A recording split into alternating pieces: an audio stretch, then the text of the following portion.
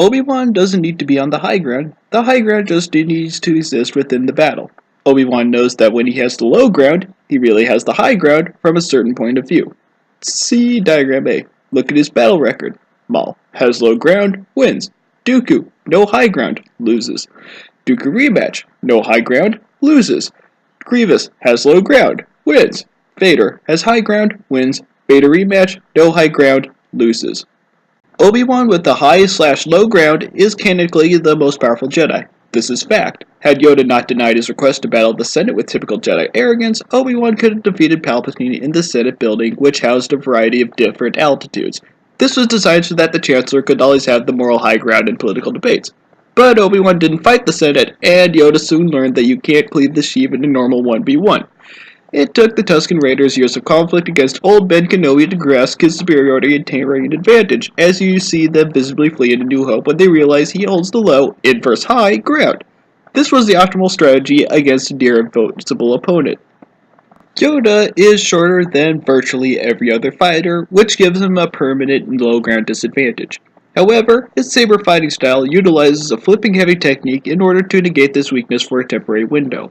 You'll notice that, after falling from the central podium in the Senate building, he immediately retreats upon realizing he is on the lowest ground. You'll also notice that, while training Luke, he rides on him like a mount to gain the intellectual high ground and accelerate Luke's training. Obi-Wan's defensive 4-3 lightsaber style synergizes with his careful military maneuvers. As he only strikes when prepared, he can always hold the strategic high ground. The business on Caton and Nemodia doesn't count. You'll come to realize that this is why Commander Cody's artillery strike failed against Obi-Wan when hundreds of Jedi were killed in similar attacks. Cody failed to grasp the strategic situation as the Jedi Master's elevation was superior to his by hundreds of meters, making him virtually unkillable. You'll notice that all the Jedi killed in Order 66 were on level ground with the clones, thereby assuring their demise. Had Cody taken his time to get engaged a Jedi on even terrain, he would have succeeded. Obi-Wan subsequently retreated under the surface of the lake so that he could maintain the topographical low/high ground. This is why Obi-Wan is so willing to fight against impossible odds to the point where he thrusts himself into immediate danger. When your probability of victory is 1 to 10, you have the statistical and therefore strategic low ground, a numerical advantage when you use your point of view to flip the value to 10 to 1. Almost losing is, in Obi-Wan's case, certain victory. As we all know, spinning is a good trick. However, only the Chosen One can spin outside of a starfighter. Palpatine tried spinning, but he lost due to this technique. But this was intentional, as losing gave him the emotional high ground when Anakin arrived. The reason for this is that spinning provides a yin-yang approach to combat, based in Eastern philosophy, on balance, giving the spinner the high ground from above and below. Only the Chosen One can master the spin, as it is their destiny to maintain balance in the universe. This is why Obi-Wan was so emotional after defeating Vader on Mustafar. He expected to lose the high ground to the spin, but Anakin fell to the dark side and could not use his signature trick, becoming the very thing he swore to destroy. Additionally, Anakin told Obi-Wan that, from his point of view, the Jedi are evil. This broadens Anakin's mind to the concept of relativity in the context of the moral high ground, a mere step away from tactical comprehension. Anakin doesn't hate sand for the reasons he told Padme. All Jedi hate sand, as the battlefield can rapidly change between low and high ground on multiple vectors, so your perspective must be from a certain three-dimensional point of view in order to comprehend who holds the high ground. This is the only reason why Obi-Wan killed Maul in Rebels. This is also the reason why Obi-Wan hates flying. There is no gravity in space, therefore there is no high or low ground from any frame of reference. This also negates the spinning trick, as noted in example F.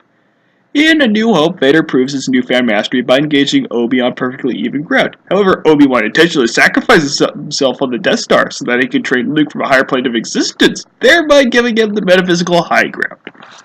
Why was Vader so invested in construction and maintenance of the Death Star? Because he knows Obi-Wan can't have the high ground if there's no ground left. As seen through the events of the Clone Wars, Obi-Wan was known to be on friendly terms with Senator Organa, whose homeworld held large quantities of mountainous terrain, the perfect habitat for a Jedi Master. Grand Moff Tarkin was already in position to destroy Alderaan as the first target, as the difference from Scarif to Alderaan was too vast to reach between the escape and recapture of the Tantive 4, even at light speed. Alderaan had been the initial target all along, as Obi-Wan with the high ground was the primary threat to the Death Star. How? Because the moon-sized space station has some sort of gravitational pull, thereby negating Obi-Wan's zero-gravity weakness. Obi-Wan, with the perpetual high ground and the low-orbit starfighter, would easily be able to fire proton torpedoes to a ventilation shaft, although the Empire was uncertain of the specific weakness of the Death Star planted by Galen Erso, who was a good friend.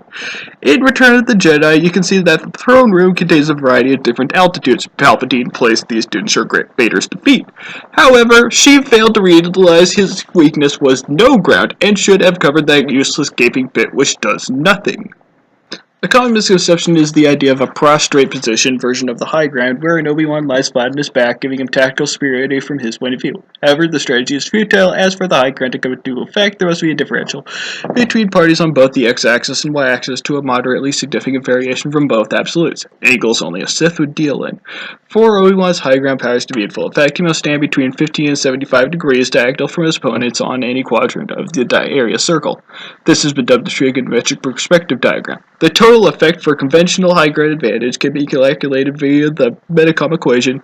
X refers to the angle of contact between two parties on, with the advantage being based purely on the position of the y-axis, as the vast majority of force users base their perception on elevation rather than special relativity. The power of gravitational force has great effect on the high ground. Too weak, the whole high ground holds no traction. Too strong, and the ground becomes the real enemy. Experimentation has proven that the high ground typically holds significant value between 0.8 and 0.14 Earth gravities, with maximum impact standing roughly equal to 1.05. Pressure is equally important as it is the surrounding force attached to gravity. The high ground is famously low impact in aquatic environments. In situations regarding Obi-Wan and his relativistic point of view, you must substitute the quadratical Metacom equation, the Jedi Master Function. The viable phi field is expanded as Obi-Wan has taken advantage of the high ground in so many different environments that he simply uses it more efficiently, and the min-max value is applied due to his multidimensional point of view, evidenced by a trigonometric perspective diagram.